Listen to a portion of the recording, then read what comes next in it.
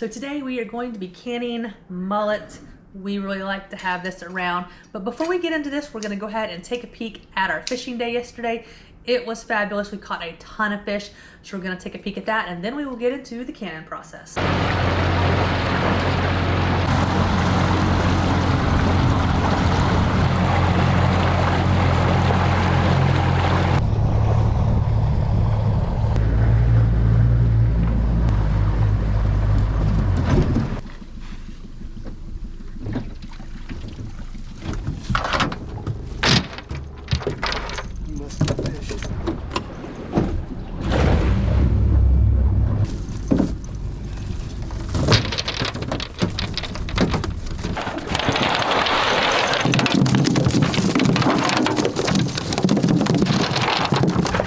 Yeah.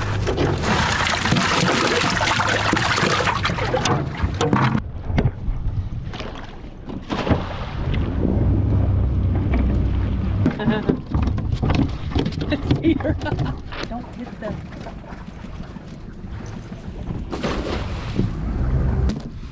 That's a good one. 71. Okay, now? Oh my gosh. Probably.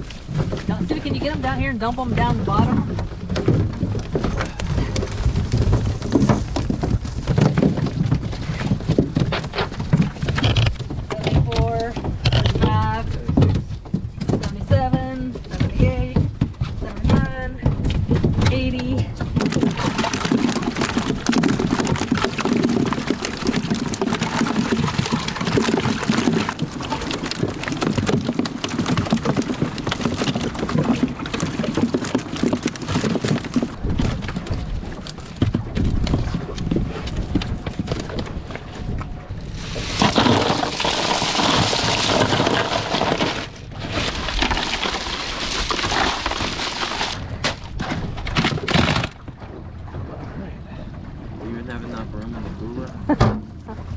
We fit 10 more fish in there. We went 90 fish. We got 10 more to go. Then we have to stop. Legally, we have to stop. Once you pull up on that sandbar there, we'll have this lunch.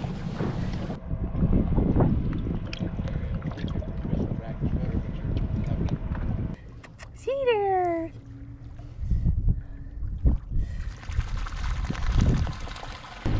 We had lunch, cedar swim. Now we're back at it. Going for the last 10 fish.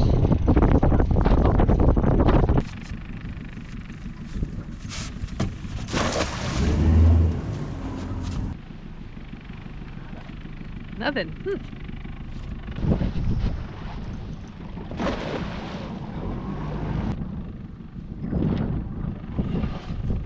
91 fish.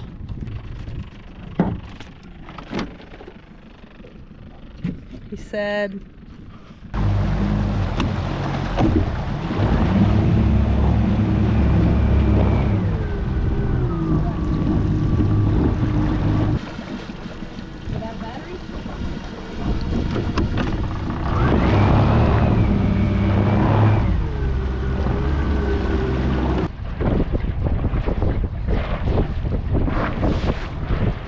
come here, buddy.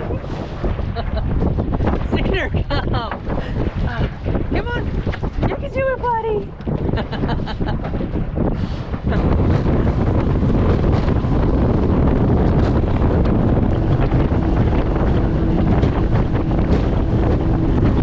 Okay, so we just went out fishing yesterday and got a bunch of mullet, and so I'm gonna go ahead and can those today.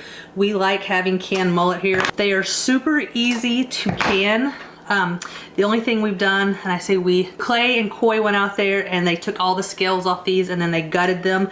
You don't have to take the bones out of this when you can these because the bones just kind of disintegrate. You're pressure canning these for an hour and 40 minutes, and so when you eat this, it's kind of like the fish that you buy in the cans in the store where the bones are just really soft. You could cut these into fillets if you wanted, but this is the easiest way to do this. We're gonna cut the fins off here and then cut it into chunks that's gonna fit into your jar. And then I'm going to add some salt and a little bit of liquid smoke to this. and throw it in a jar. You don't have to add any kind of liquid to your jar. You're just putting the chunks of fish in there. You don't put any kind of liquid in there because when you pressure can this makes its own juice.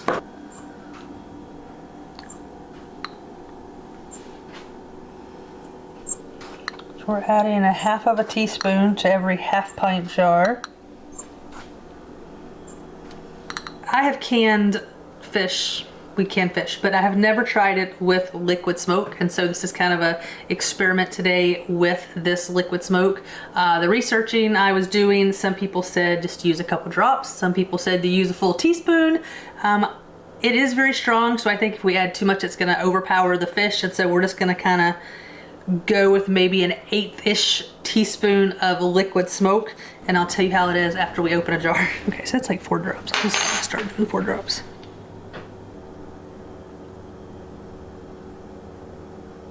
So if you're going by the USDA, they say to sterilize your jar. You're gonna pack your fish into a sterilized jar. I'm not doing that. I'm gonna be pressure canning this for 1 hour and 40 minutes. It's gonna kill all the bacteria. So I did wash my jars. They're ready to go, but they're not hot and they're not sterilized. And so I'm gonna put my fish in here. One thing when you do canned fish, you are packing your jars really tightly versus when you're doing meat, you're not packing the jars tightly. So we're just gonna cram this in there as much as we can get. And so you're not putting any liquid in these jars, but you wanna leave about 1 inch of space at the top of your jar still.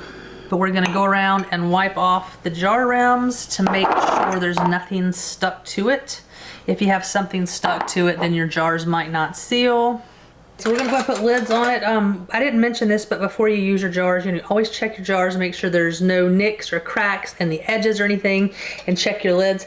These are brand new lids, but so this lid here, this is a lid that most people would not wanna use. This is how I open my lids, and so I'm okay with using this, but this is bent just a little bit, and so that could make it so it wouldn't seal as much as the others. I've never had problems with this, and I reuse my lids that look like this, but brand new lid. So just check to make sure everything looks good, and then I'm putting this on. These have not been sterilized either. So things to look out for with your lids here. I reuse my jar lids year to year. I'm very careful when I open them. But if I have a jar that I've opened a lot and then this rubber seal is really messed up, I'm not gonna use it. Or if the jar lid, or the lid here is bent, I'm not gonna use that either. I still want them pretty flat. And if they're starting to show rust and stuff on the bottom, then I won't use them either. But if they're have just a little nick here, and a lot of times you can just use your finger and just pull that back out, and it's, you know, it just looks brand new. But sometimes when you get these, they're missing chunks of the rubber, or there's an extra like bubble of rubber, and I won't use those because then that's gonna give you an extra layer there on your seal, and it's not gonna seal properly. When I open my jar lids, when I reuse them, I don't use one of the things that pry up. I'm just using my jar lid here, and then I'm just making some pressure here and just pulling it up like this. That's how I open my jar lids, and that's how they don't get messed up, so I can reuse them year to year. But USDA says you're not supposed to. So.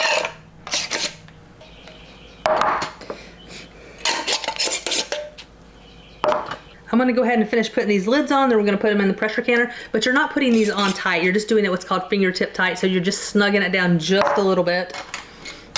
So this next batch, we're going to not put the liquid smoke in, but we're gonna put hot sauce in. I don't have any Louisiana, so we're gonna go with habanero hot sauce. This is really, really hot. It tastes good, but it's super spicy, so we're only gonna do a couple drops.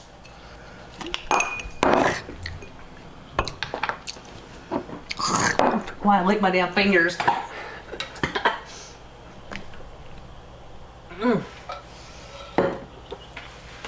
Whew, okay, a couple drops. Okay, plenty.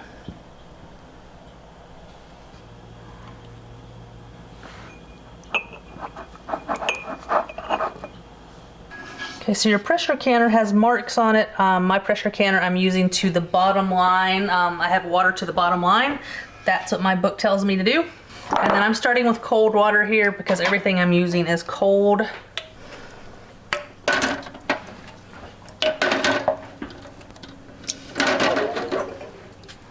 Mine is big enough to double stack, so I'm gonna put another rack in here and then put another layer on top.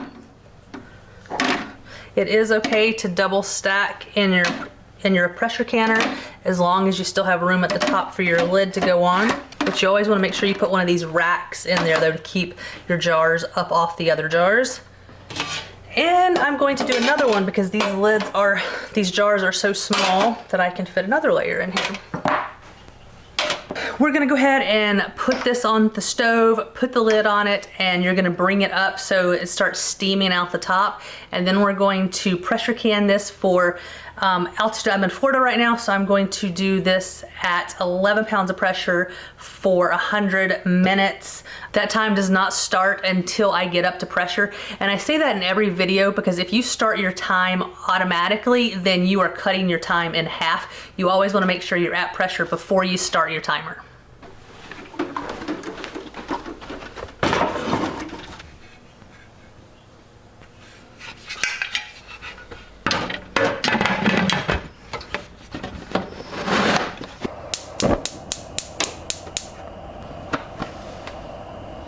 Okay, so this has been steaming for about 10 minutes, so I'm gonna go ahead and put my weighted gauge on here, and then when it gets up to 11 pounds of pressure, then I'll start my timer.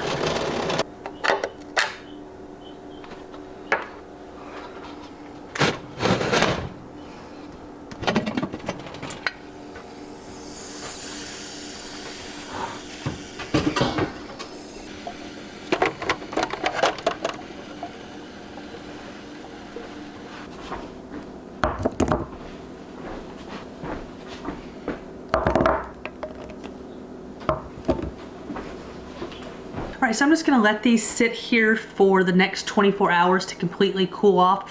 These all should seal within the next 24 hours. These little indentions here will suck down, and so that's how you will know that they have popped. If anything doesn't seal within the next 24 hours, you need to go ahead and put it in the refrigerator and eat it within the next day or so. The ones that have sealed, you don't have to put them anywhere cool. I'm just gonna, that was a pop right there. That was the lid sealing to the jar, and that's what you're gonna be hearing as those pops. But anything that doesn't seal, just go ahead and stick in the refrigerator and eat within the next few days. Other than that, once these seal, you can put these on the shelf. They're shelf stable for the next several years, although ours does not last that long. If you have another batch like I do, you're gonna do the same process, but you're gonna start all the way from the beginning. So the water you have back here, just let it finish cooling off, drain it, wash your pot out, and start again with fresh water. And if you have jars that you don't get to in one day and you want to do them the next day, you can put these jars like this in the refrigerator, and then the next day you can just take these out and put them into your pot of cold water and start it like that.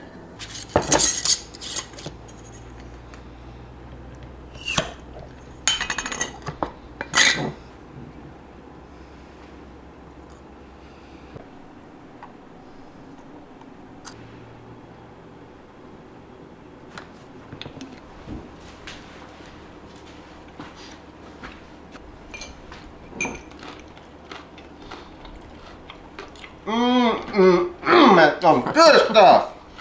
It is good.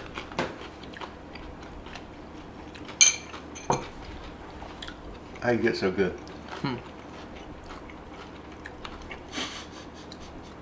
What?